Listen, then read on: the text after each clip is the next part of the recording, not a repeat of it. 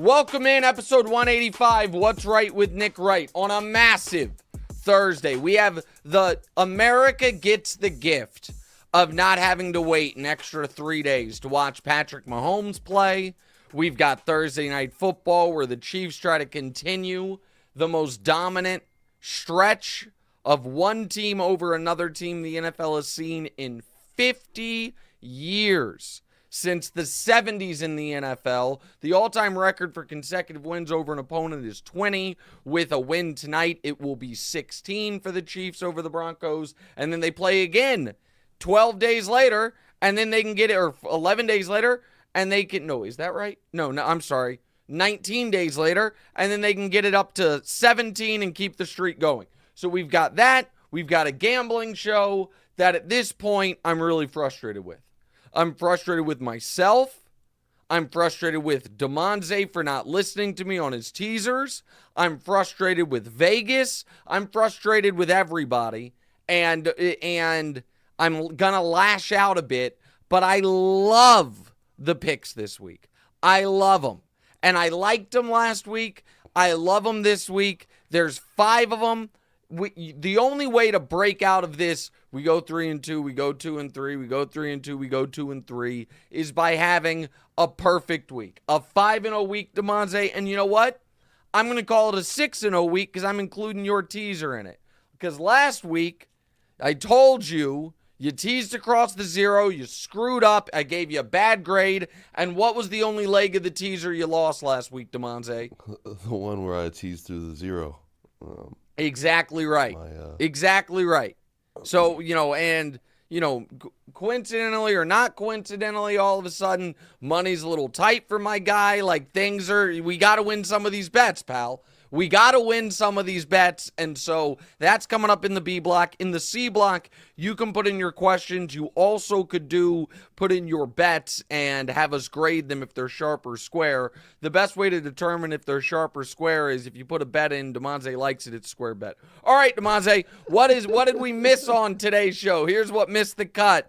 Not on the show today. Kirk Cousins says the trade rumor's not worth his time. Yeah, he has a no-trade clause. He's not going to ask right before free agency to go in a new system or to a mediocre team and tank his value. He at least is comfortable in Minnesota, so he's going to stay there. That's at least my take. Diora chimed in on the group chat, concerned about Kai Jones. Everybody should be concerned about Kai Jones. This is he just got released by the Charlotte Hornets. He appears to be going through something. And then whenever one of these stories comes up, I then look and I'm like, geez, man. Kai Jones is 22 years old. He's 22 years old, got a few $1 million, and is just making some really, really poor decisions, it would appear, and I feel for him. Go ahead, Damonza. What has the guy really done up until this point? Like, I know he got on the Instagram live video. He was busting a sweat. He was dancing barefoot near his car, but, like, is he hurting anybody? I'm confused. What's the problem? No, that's why he's not in jail, but he got fired from his job. No, he is. You're allowed to do these things, and the authorities aren't going to arrest you, but you cannot be a public-facing person and be just objectively out of your mind on social media. And then also, he publicly demanded a trade. He did a bunch of dumb stuff. Go ahead. All right. What about that guy that actually got arrested, though, and is, like, back on the team? But well, yeah. Listen. It's fair. But Miles Bridges, listen, what Miles Bridges did was absolutely terrible.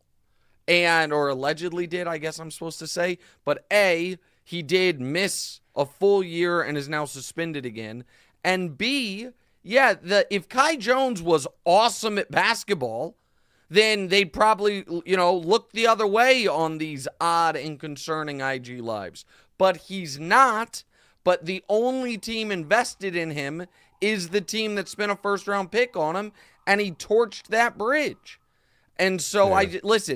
I just feel badly for the young man. He is making very, very bad choices at 22 years old, like a lot of us did, but they're going to potentially cost him his career. And in far less serious news, new footage confirms Bigfoot exists, is what the producers wrote. At some point, I'm going to have a real talk with our producer's fascination with the supernatural. This is like grainy footage from a train or something that they're saying confirms Bigfoot exists. I don't know about you guys. My phone has a pretty high resolution camera.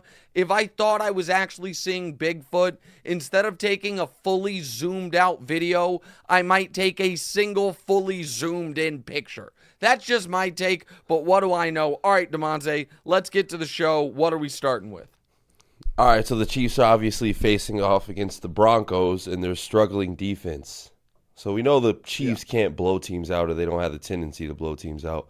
But if they can't blow out the Broncos tonight, do you think it's time to make an emergency trade? No. Okay. Why does no one understand what's going on with the Chiefs except me? So a couple things. One is, I keep having to listen on the TV show about how, the Chiefs, they take teams lightly, or they get out to early leads and take their foot off the gas, which is objectively true. Last year in the Broncos game, they were up 27-0, and then all of a sudden it was close. This year in the Jets game, they were up 17-0, and then all of a sudden it was close. Here is the request I have. Can folks stop concern trolling about the Chiefs letting their foot off the gas until they actually lose one of those goddamn games? Yes, you're right. The Chiefs get up big, and then they go super conservative, and they do things where they don't look Chiefs-like, but they don't lose. And there's no margin of victory bonus in the NFL, so it's a nonsense concern. Be like, last year they lost to the Colts. Yes, they did take the Colts lightly and lose to them, but that wasn't a game they had a huge early lead on. So there's that part of it. Now, as far as make a panic trade, if there were, let's say the Bucs were as bad as people thought they were going to be. Now, the Bucs are actually good, but let's say the Bucs were in the position the Vikings are in, where they're 1-4 and things are going poorly, and they're considering doing a sell-off. In that circumstance, would I potentially be interested in Mike Evans, an instant difference maker at a discount? Sure, I would listen to that. But unless you're getting a player of that caliber, this idea, bring McCole Hardman back because the Jets can't use him. No. And one of the things the Chiefs have done really, really well is last year, when people thought they needed help in the secondary, instead of going out and buying a rental at the deadline of a veteran corner, they let the young guys play through it. They let the young guys get the snaps and the experience. And you know what that's led to? Arguably, right now, the best pair of corners in the NFL are the Kansas City Chiefs. Now, Tariq Woolen and the rookie Weatherspoon in Seattle would have something to say about it. I know there are some other teams that are in the discussion, but especially now that Diggs went down, Jalen Ramsey isn't playing right now, that you could argue L'Jarius Sneed and Trent McDuffie, two guys on rookie contracts, are the best pair of corners in football. So why do I bring that up? If you go out and trade for the Broncos for Cortland Sutton, what you're doing is stymieing the growth of Rashee Rice, stymieing the growth of Kadarius Toney. Now, what I do think the Chiefs need to do on the receiving side of things is maybe they've given Sky Moore a lot of opportunities, a lot of snaps, a lot of not really that many targets because he can't seem to get open. Would I like some of those to go more to Justin Ross or to Rashee Rice? Sure, but the solution is going to come from within. Now, on the Broncos game, here are just some facts, all right? Patrick Mahomes is 11-0 against the Broncos in his career. He's the first game ever, the only game he played as a rookie was against the Broncos, week 18. He won it and has never lost to them. That's first of all. Second of all, things that have happened more recently than the Broncos have beaten the Chiefs. The Broncos have won a Super Bowl. The entirety of Nikola Jokic's NBA career has happened since the Broncos last beat the Chiefs. We have had 2 different presidential elections. Barack Obama was the president the last time the Broncos beat the Chiefs. The LeBron James has been to 4 NBA Finals and scored 16,000 points since the Broncos beat the Chiefs. And the idea that that streak is going to end today on a short week when the Broncos have the worst defense through 5 weeks in the history of the NFL is utter nonsense, and no one actually believes it. This question wasn't necessarily about the Broncos. This was kind of about the Chiefs and what they have, and given what teams have been doing to the Broncos, if they can't blow them out, what does this say about them for the rest of their season? If the Chiefs don't blow out the Broncos, it is because they are not focused on blowing out the Broncos. What I am trying to explain to the audience is the Chiefs are playing a different game than the vast majority of the league. The Chiefs are using these games right now as sophisticated televised practices, and they are not putting on tape all of what they are going to need to beat the best teams. Now, they have games remaining. Home games, international game against Miami, and then home games against Philly, Cincinnati, and Buffalo. And 2 games in the division against the Chargers, including 1 in 10 days. Those games, the Chiefs are going to need to be fully buttoned up. Those games, the Chiefs are going to need to know exactly what they have in their receiving core. But right now, especially in a game where Kelsey's coming off an injury, and I think his snap count will be down, I don't know if the Chiefs are going to light up the Broncos. I do know they're going to win. I also want to go ahead and ask the follow-up real quick, Damonza. You said that this could be Russ's last game as a starter for the Broncos, obviously. If that's true, how much will you miss him in the AFC? Well, listen, I mean, as long as the Broncos don't get Caleb Williams, I won't be concerned about them anytime this decade. But I wanted to say something about Russ, because there's a lot of, what you're seeing on TV this week, and you see it today, is, hey, look at Russ's stats. Look at Mahomes' stats. They're similar, and in fact, Russ numerically has been better. This is why it's important, if you're going to talk about football, to watch football. I know it's like a wacky take that like, oh, you can't watch all the games. Yeah, you can. You can actually. And here is what Russell Wilson's numbers are good. But here's what is also true. Week 1 against the Raiders, he was brutal in the second half. They scored 3 points in the second half and blew a halftime lead and lost 17-16. Week 2 against the Commanders, Russ was awesome the opening quarter and a half of that game. Awesome. They got up 21-3. He then had a brutal fumble, a 3-and-out, a pick, and all of a sudden the Broncos found themselves trailing by double digits, and then Russ padded the stats with that silly Hail Mary, down 10 late, and then, the down 10, got some garbage time yards, and then the Hail Mary. Week 3, they allowed 70 points. We're not putting anything on him. Not blaming him for that. Week 4, he did play well. Also, the biggest play of the game was the strip sack by the Broncos defense on Justin Fields. And week 5, against the Jets, he fumbled the game away.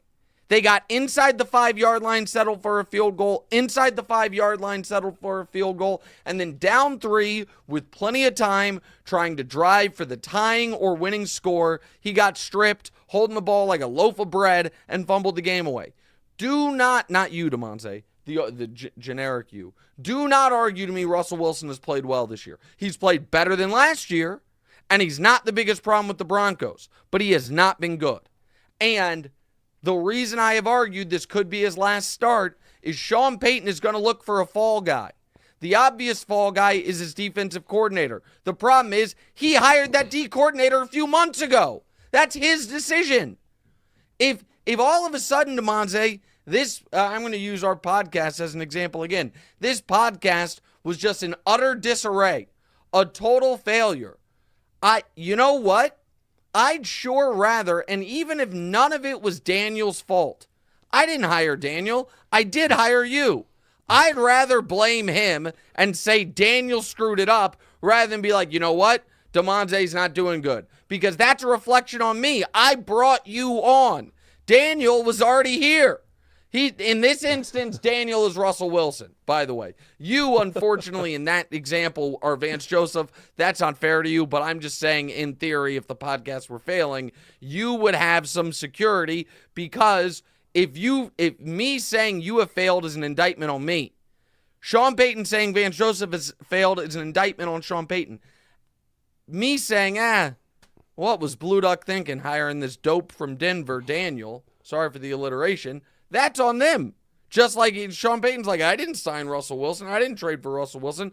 And by the way, don't you anybody send me emails saying I'm bullying Daniel again. He and I have reconciled. We're friends now. I'm allowed to make fun of him if I want. Next. All right. So Thank my you, guy Daniel. Brock Purdy goes up and faces against arguably the number one defense in the Cleveland Browns. So when he goes out there and he looks like prime Brady, who are you going to give the credit to at the end of the game? Didn't I give him credit after the Cowboys game? Did I or did I not give him credit? Was I a little fair bit of to credit. Brock Purdy? Or I gave him a little bit of credit. I got to see the game. Let me see the game and see how it plays out. This might show up in Nick's picks. If I were the Niners, I'd be a little nervous about this game. The Browns coming off a bye, excellent defense. Niners potential letdown spot. I've talked a lot about how the team of the week is 0-5 this year. If we want to say going into week 1, the hot team was the defending Super Bowl champs, they lost week 1. Going into week 2, the hot team was the team that had just beaten the defending Super Bowl champs on national television. They lost, the Lions did. Going into week 3, the hot team was the Dallas Cowboys, who had won their first 2 games 70-10. They lost to the Arizona Cardinals. Going into week 4, the hot team was the Miami Dolphins, who had just scored 70 points. They lost to the Buffalo Bills. And going into week 5, the hot team was the Buffalo Bills, who had just beaten the Miami Dolphins by 4 scores. They lost to the Jacksonville Jaguars. Going into week 6, the hot team is the San Francisco 49ers. Be careful out there, America. That's all I'm saying. Now, if I'm wrong and Purdy carves them up, he is then building the resume I asked him to build. Do it against excellent defenses. Do it in adverse circumstances. And with new information, I can tweak, adjust my opinion. The point that I would like to hammer home on the Purdy stuff, other than the Jimmy G comps and that with Shanahan, all of this, the point, as Damonza stares a hole through me, that I think, you know what? I'm going to do a real test right now. Right now, Damonza, Brock Purdy is approximately the blank best quarterback in football. Numerically. Top 12. He's okay. There you go. So I am now, sorry, I'm going to build quite the bridge. And we'll end up in the same place. You know Laszlo, Damonza, great radio host in Kansas City. He's hosted a show for 20-some years. Once upon a time, he's a big, he's very, very anti-gun. He thinks the Second Amendment's been misinterpreted. He is very pro-gun control. 20 years ago, maybe, he held a debate with a local politician. And he asked the local politician this question. He said, should we be able to, if the local politician had made the case that the reason the Second Amendment must not be infringed upon is because of you have to be able to fight back against a tyrannical, oppressive government. That's why it was written. That's what it says. And so Laszlo asked the question, should you be able, as a citizen then, to buy a suitcase nuke, to buy a anti-aircraft gun, to buy a tank? Because if the argument is we must be able to fight against an oppressive government, your 9mm or even your AR-15 ain't doing it. They got drones. So should, and if your answer is no, you should not be able to get an anti-aircraft missile, a suitcase nuke, a tank, then we actually agree that there should be some form of gun control. We just disagree on where it should start. Like you have it starting, at, military grade large arms. I have it starting at assault rifles, but we agree there should be some level. And it was a very smart rhetorical trick he played, but it was also accurate. By the way, in this specific debate, the politician, once he had him cornered like that, was like, you know what, I changed my mind. You actually should be able to buy a suitcase nuke. You're right. And Laszlo was like, well, I guess you've checkmated me. You know what? I had, okay, so here's why I tell that long story. You agree with me on Brock Purdy. It's just a question of degree. Because Brock Purdy does not have the numbers of something like the 12th best quarterback. He has the numbers like the best quarterback. He does not have the record of somewhere in the top 12 best quarterback. He has the numbers of the best quarterback. By what he has accomplished, by his stats, he is not only the best quarterback in the league, hands down, he is, through this portion of his career, one of the best quarterbacks in NFL history. But you don't believe that.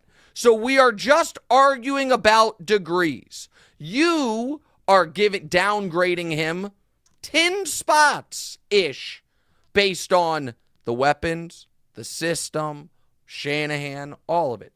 And I'm downgrading him 18 spots. We're closer than you think.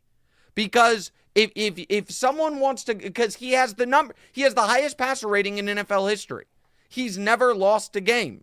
He has a infinite touchdown interception ratio this year because he hasn't thrown a pick. So, unless folks are arguing, you know what? He might be better than Mahomes. Then we all agree.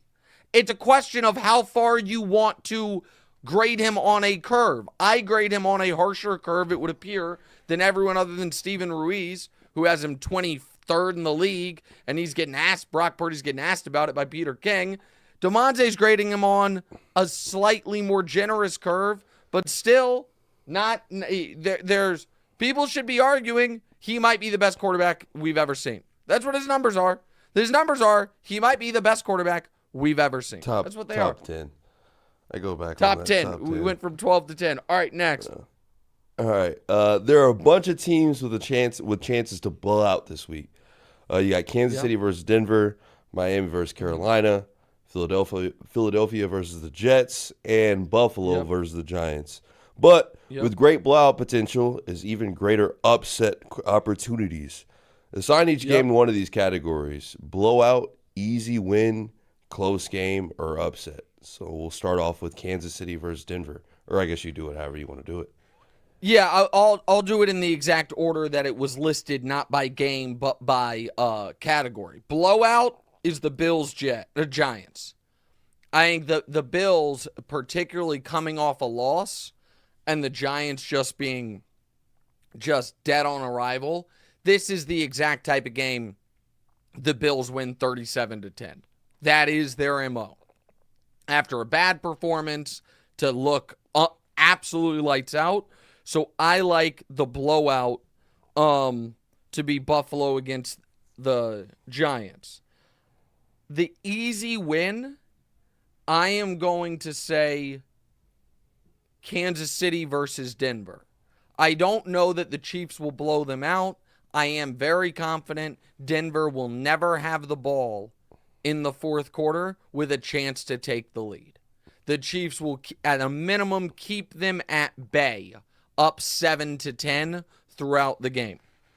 Close game, I'm going to say I honestly think this is probably an easy win as well, but if I have to assign it a category, I'm going to put Philly and the Jets, and here's why. The Jets cannot block Philly's front. They have no chance of blocking Philly's front, and because of that, this could be a disaster for Zach Wilson. However, I also think the Jets' defense right now is playing at a high enough level. It's in New York. And Philly, much like the Chiefs, has been kind of doing just enough to win that I could see this game being close, even if they know that they can get to Zach Wilson at any point. But it's possible this game gets way away from the Jets because Jalen Carter and that Philly front annihilate them. By the way, speaking of Philly, Damonza, have you looked at their schedule after the Jets game? It is, I'm just going to tell you real quick, of their next 8 games after the Jets game, they are at Washington for one of them. Here are the other 7. Miami, Kansas City, Buffalo, San Francisco, Seattle, and the Cowboys twice. Of their next 8 games after the Jets, they play 7 games against what's the worst team on there? The Cowboys, I guess, right now. The Seahawks. They are at Kansas City, at the Cowboys, at the Seahawks, and home for the Dolphins, home for the Cowboys, home for the Bills, home for the Niners. So to Philly's credit, they needed to start 5-0 because that schedule is, that's about as tough as an 8-game stretch as you, and by the way, their one, quote, easy game, unquote, is one of the only teams that beat them last year, Washington, a divisional opponent on the road. So Philly needs that spot. Now, last question, or the last one there would be, I guess the one upset would be Miami, Carolina. To be clear, I am not betting on that. However, Carolina's not going to go 0-17. And if there was a spot, I'm not making the case. Carolina's not beating Miami. I'm just not making the case. I don't think any of these 4 teams lose outright, but I am interested in if there's all of a sudden a game where Carolina looks competent. Often, it's been a while, and Frank Reich had some interesting quotes, essentially kind of confirming that he wanted CJ Stroud, but the owner made him take Bryce Young. I don't know why he said this publicly, but that's certainly the way people read it. And so this feels like a very safe survivor pool week. Maybe there is a shocker, but Denver can't beat Kansas City. The Jets can't block Philly. There's no way the Bills are losing back-to-back games, with the second one being to the Giants. And that just leaves Carolina against Miami. And I don't see how Carolina's going to be able to slow down Miami enough. I just don't. But that would be, I guess, the one that I had to take a flyer on. Go ahead. So speaking of the Giants, Danny Dimes and the Giants are set to play their 4th primetime game in 6 weeks. And Daniel Jones is actually unlikely to play right now. When will the NFL issue an apology for this mistake? Yeah, they bought into the Giants hype, and they shouldn't have.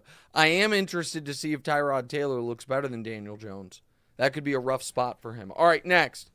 Very rough. All right, you've been super high on the Seahawks and Lions, but neither have cracked your top 7 in your tiers.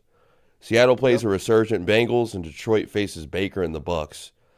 Would a statement win from either team make them good enough teams to be legit threats? Yeah. Absolutely. That's a great question. Either one of these teams, for Seattle, it's just winning the game. For Detroit, if they put it on Tampa when Tampa's coming off a bye, then you have to start to ask yourself, is the third team in the NFC not Dallas? Is it one of these 2 teams? That would be a fair question. Like, obviously, San Francisco and Philly have separated themselves. Most people have, despite the loss, Dallas third. But I think Detroit or Seattle can make a strong case there. All right, go ahead. Last one. All right, so you actually just touched up on this a few seconds ago. Head coach Frank Reich took a shot at Panthers ownership for being too involved. If you remember back, it seemed like the coaching staff was more infatuated with CJ Stroud before the draft. Do you think David Tepper forced the Panthers to take Bryce Young over CJ? It sure seems like that. And Vegas was convinced for months that CJ was going number 1, and then all of a sudden the markets flipped and they took Bryce. People thought I was being too mean to Bryce Young. Here's the thing: he's too little. It's just it is simple as that. Now CJ has been way better than I thought he would be. His offensive line's banged up. He doesn't have great receivers, and he's been excellent. And I might owe the Texans an apology because I gave the Texans a hard time because they traded all that draft capital away to get Will Anderson, and I was like, man, you're trading away your own pick next year, which could be a top 3 pick. They might be an 8-win team. D'Amico's done a great job. They've done more with less. CJ's been excellent. The Panthers, on the other hand, traded all that capital to get up to number 1. Then it looks like took the quarterback the coach didn't want, and now they might end up trading away the number 1 pick. Well, I mean, they're definitely trading away their own pick, but it might end up being the number 1 pick. Could be a cataclysmic line of decisions for the Carolina Panthers. Don't forget, put your questions, comments, or your bets in the YouTube comment section for us to get to in the C block. We give out 5-0, a 5-0 week coming up next on the Gambling Show. We do it next. What's right?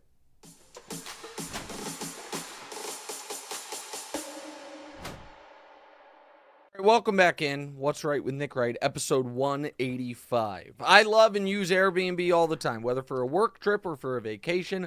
I'm always looking for the best places to stay. Maybe you yourself have stayed in Airbnb before and thought, this actually seems pretty doable. Maybe my place could be an Airbnb. It could be as simple as starting with a spare room or your whole place when you're away. Either way, you could be sitting on an Airbnb and not even know it. Maybe you're traveling to see friends and family for the holidays. While you're away, your home could be an Airbnb. Whether you could use some extra money to cover some bills or for something a little more fun, your home might be worth more than you think. Find out how much at airbnb.com/host. All right, welcome back in. Damoza, you ever think about that? You Airbnb-ing out your couch? A little Right, extra spending money for you you could Airbnb out the living room. Just be the couch. Or maybe you could take the couch, Airbnb out the bedroom. You'd be like, hey, you guys will be fine for the weekend. It's just something to think about. I've never listened. Be cool with the snake. That's a good point. Maybe you could, yeah. I mean, you could put that in the description, Airbnb, like, you know what I mean? have owners? A new product? Airbnb for exotic pet owners? It's like, hey, you got to be okay with a snake, but you can bring your own animal. Right. Did I tell you the guy the professional poker player that I played with in Houston 6 weeks ago that I talked about on the show, the Andrew Lichtenberger, the guy that founded Octopi Poker that we talked about, he and his wife, I think it's fiance wife, I think it's his wife.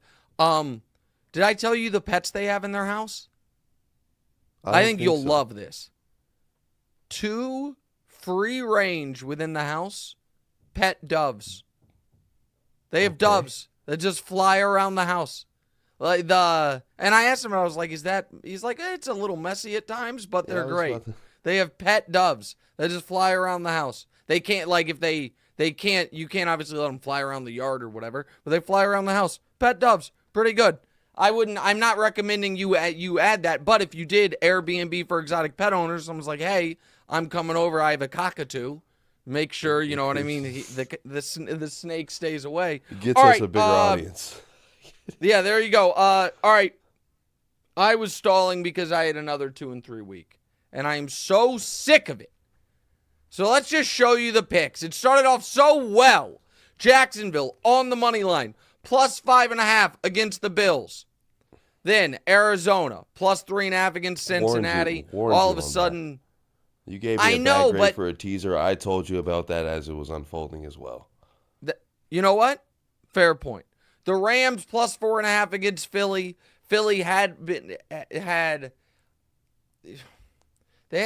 been blowing people out. The Rams needed the game, but I should have known the Rams can't block them. Kansas City minus 4 at Minnesota, never a doubt. And then the one indefensible bet, Dallas plus 3.5 at San Francisco. Now, I got to tell you, that Dallas game actually it saved me, not the Dallas game, but there was some heartache saved because you know how I've been on this hot streak of live betting huge dogs? Yeah. So I did it again in the Panthers-Lions game. So the Panthers are down 28-7, and I bet them plus the Cowboys money line, and so a live bet on the Panthers trailing 21 and the Cowboys money line. Those just two bets were that parlayed was 77-1, 77-1. Now the Panthers ended up obviously losing terribly, so the bet was dead. But do you know how extra crushing that Cowboys game would have been if the Panthers had come back? And I'm like, all right, I just need that. Like, give me a sweat here. And Dallas is instantly just getting mollywopped in that game. Okay. Instantly. All right, here's the deal. I like all four of these bets. I'm taking 4 dogs. I'm taking one tiny favorite who's in a desperate spot and undervalued. And I'm getting great line value on all these games. I'm getting some home dogs. I'm getting key numbers. And for the love of God, I'm going to go 5-0. What's the first one, Damonza? First one, you got Cleveland +7 versus San Fran. Okay, so let me explain the logic here. This line was 2.5 Sunday night before Niners Cowboys. It was Cleveland +2.5. I'm now getting a full 7. Part of that I know is because the market's a little spooked that Deshaun might not play. Deshaun's going to play. If Deshaun doesn't play, the team will turn on him. They thought he was going to play week 4. He pulled himself out day of. Then they had a bye. And now if they thought he was healthy enough to play week 4, it's now week 6. He hasn't hurt himself again. So I believe he's going to play. The Niners, the vintage trap spot. Sunday night, huge win, national television. Now you go cross country for a 1 o'clock game against a rested team that needs the game with an excellent defense, and I'm getting a full touchdown. I'm all over it. Stefanski is got a winning record against the spread as an underdog. He's got a terrible record against the spread as a favorite. The public, which is on a red-hot run right now, is all over the Niners. That's why this line keeps moving. It started at 2.5. After Sunday Night Football, it was 4. By Tuesday afternoon, it was 5. And now it's up to 7. I understand part of that is concern about Deshaun, but it's also because the public can't stop betting the Niners. And the Cleveland defense has forget no one's scoring. No one's getting into the red zone on them. And so I like Cleveland +7. Damonza, your thoughts on this one? Cleveland +7. I mean, you don't like it. I can tell. You don't like it. Okay, that's fine. You know what? I feel better about it. You are not hot this year. You will be at some point, but I am going to raise in confidence the more you dislike these bets. What's the next one? You got Seattle +3 at Cincinnati. Seattle's better. They're coming off a bye. Seattle's all of a sudden. We have not seen them as healthy as they are right now all year. Their offensive linemen have been hurt. They've had a lot of guys down. All of a sudden, with the bye, you check the latest injury report, and while they had some veteran rest days and they're still dealing with some guys in the secondary, their offensive line, which had been decimated by injury, those guys are back at practice. Geno, as a dog, has been excellent. And I believe Seattle has the best pair of corners in the NFC.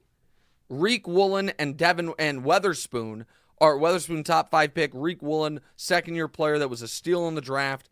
I think they will be able to, what they're going to be able to do, and let me check, what is T. Higgins, he was limited in practice yesterday, so even if he plays, he's not going to be 100%. What they're going to be able to do is double chase and trust Weatherspoon one-on-one on Higgins.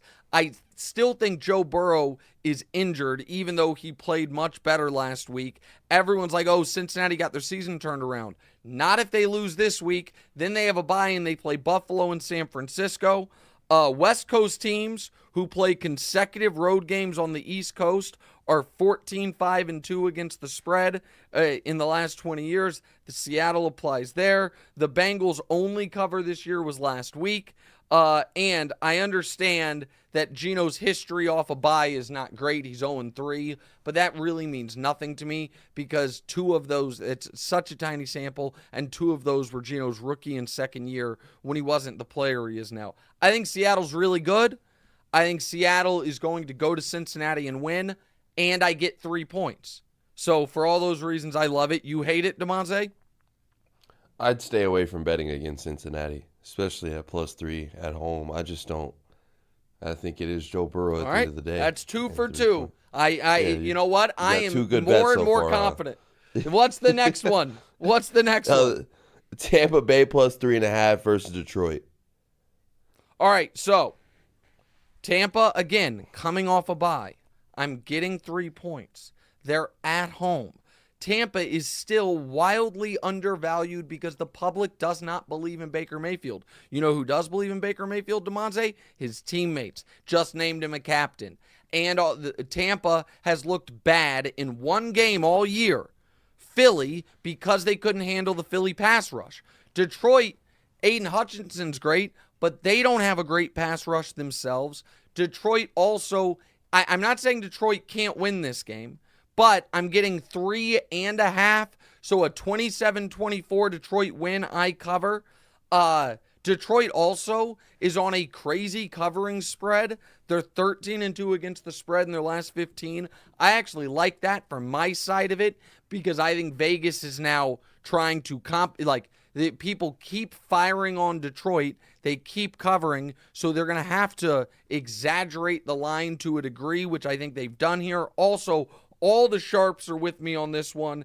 Now, I don't love Todd Bowles, the head coach. I understand that, but I do like I like Tampa's team. Pardon me. I also Detroit coming off a blowout victory over Carolina. Tampa, on the other hand, a bye week. They know how big this spot is.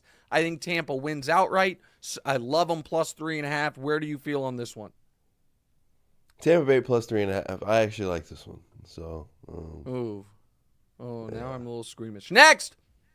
New England +3 at the Raiders.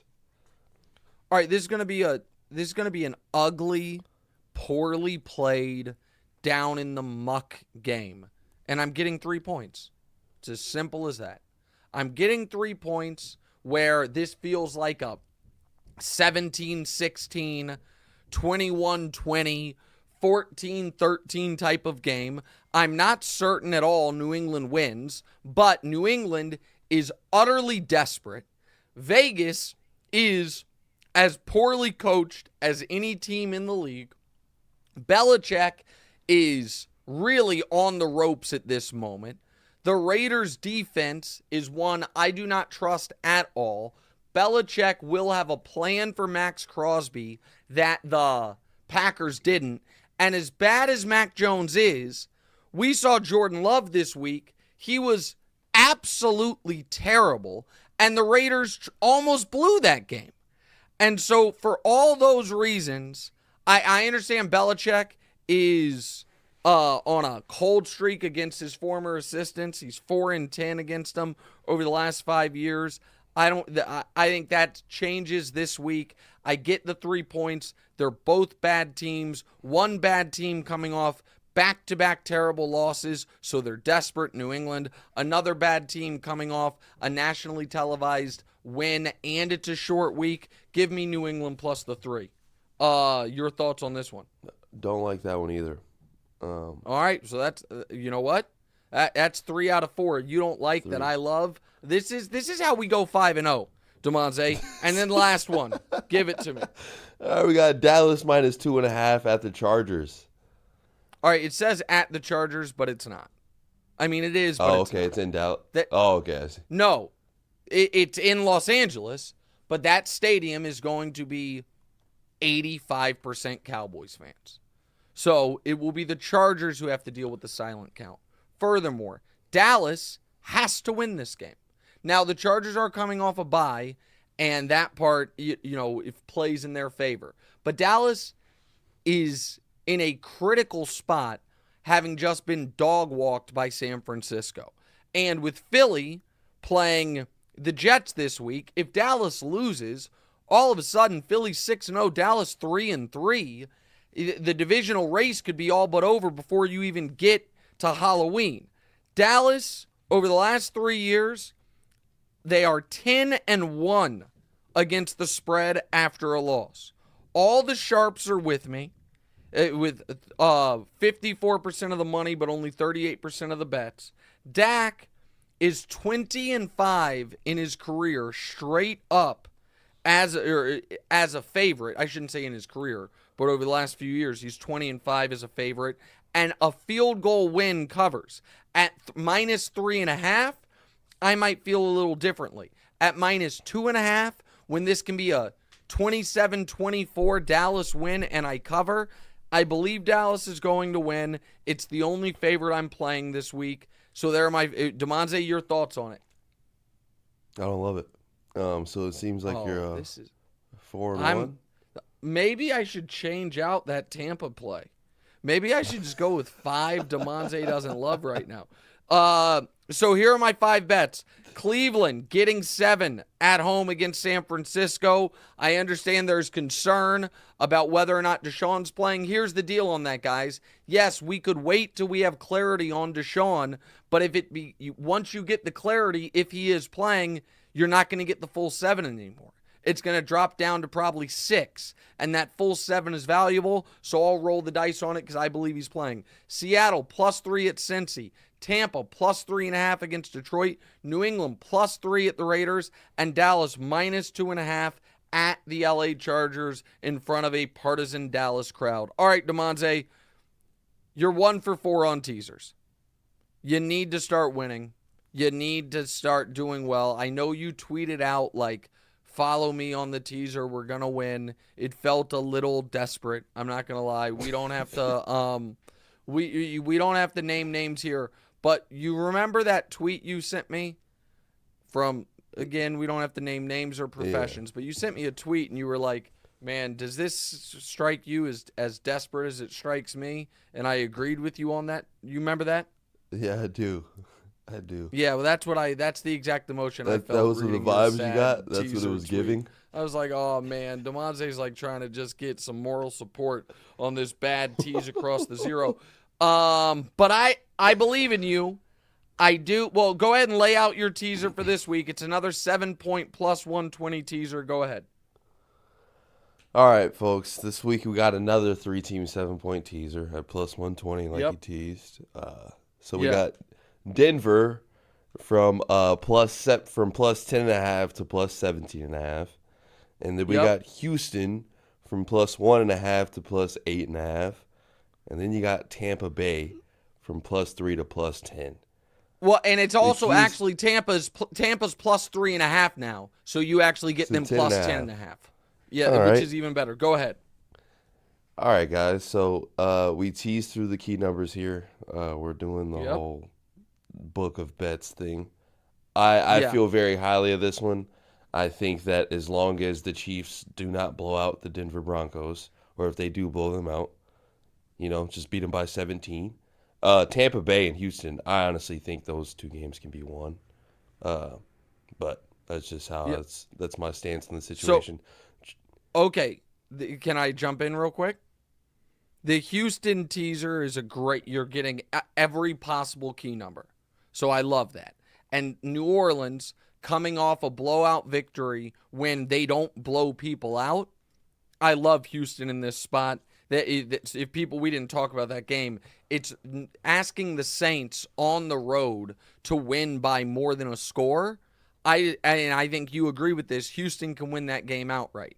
Tampa also, big backdoor cover opportunity in that spot. They're coming off a bye. You think they can win the game outright? If you were going to tease Chiefs Broncos, which you are teasing the sharp side of it.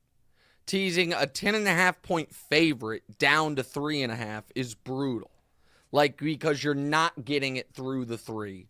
Instead, you take it all the way up through the 13, the 14, and the 17. So, Right. my grade on this is an A+ teaser. Here, an A+. Your first, maybe the first A+ of your life. Certainly on the show. But that's incorrect. that was unfair. You know what? As soon as I said that, I was like, "You're being a dick. Why did you say that to Damonza?" I apologize. I wanted to take it back, but I just couldn't help myself. Here's the only concern I have: the emotional devastation if this teaser is dead by 9 p.m. West Coast time Thursday. If there is a real sadness associated with the Thursday night football game crushing your teaser, the flip side is there is a real level of excitement and relief if you have one leg done on Thursday. So yes. I will be rooting for this teaser. I hope the Chiefs are up. How could this work? I hope the Chiefs are up 34-10 with 6 minutes left. And the Broncos get a meaningless, silly touchdown to lose 34-17. Yeah, and you get a nice bat. Well, if they're down 34-10, it might be a moon ball from Jared Stidham. It might not be Russ in the game. But I hope you get a backdoor cover on it. And I think this is a great teaser. And you know what, Damonza? I might bet it as well. I might really trail you on this one. Is this you trying to make up for saying this is my first A+, saying that you're gonna trail my a little now? Bit. You know what? A little bit. I'm gonna be honest. A little bit. I felt like that was really mean and uncalled for by me. All right. What's the offer this week? All right. Week 6 offer. The Vegas Golden Knights thought that they were slick copying our slot machine idea. I'm gonna show you guys the tweet for those that are watching on YouTube. How about that? Unbelievable. So weird. Okay. Yeah. Yep. So let's run it back to our NFL slot machine. The offer. So we're gonna bring out the slot machine for those watching on YouTube. Those that are watching the podcast, you're gonna hear a bunch of chiming, I assume. Okay, that's fine. All right. So here it is. So let's see. It is. Go ahead, and I'm pulling the lever. Bink. An NFC South money line parlay. All right, so you've got Washington at the Falcons, with the Falcons as a slight favorite. Carolina at Miami, with Miami as a massive favorite. And then you've got New Orleans at Houston. New Orleans is a tiny favorite. And the last one is Detroit at Tampa. Detroit is a small favorite. All right, so this is what we're going to do. We are going to do a 2-team moneyline parlay for 1 unit of the Falcons and the Bucks moneyline. That pays plus 320. Okay? We are then, so it's the Falcons to win outright at home against Washington and the Bucks to win outright at home against Detroit for plus 320. We are then going to take a quarter unit and add to that bet for a little spice the Panthers on the money line at plus 660 against the Dolphins because they were the team that I said so all of a sudden a Falcons, Bucks, Panthers money line parlay, Damonza, 31-1. So a $10 bet would pay out $310. So we have our real bet is Falcons and Bucks on the money line with a tiny little fun flyer on adding the Carolina Panthers to shock the world and ruin Survivor contest. The thing is, last week was the safest week for Survivor contests we've had all year. There should be some carnage this week. I wonder if it's the Panthers beating the Dolphins. That's what we'll be watching for. All right. We grade your bet, sharp or square next. What's right?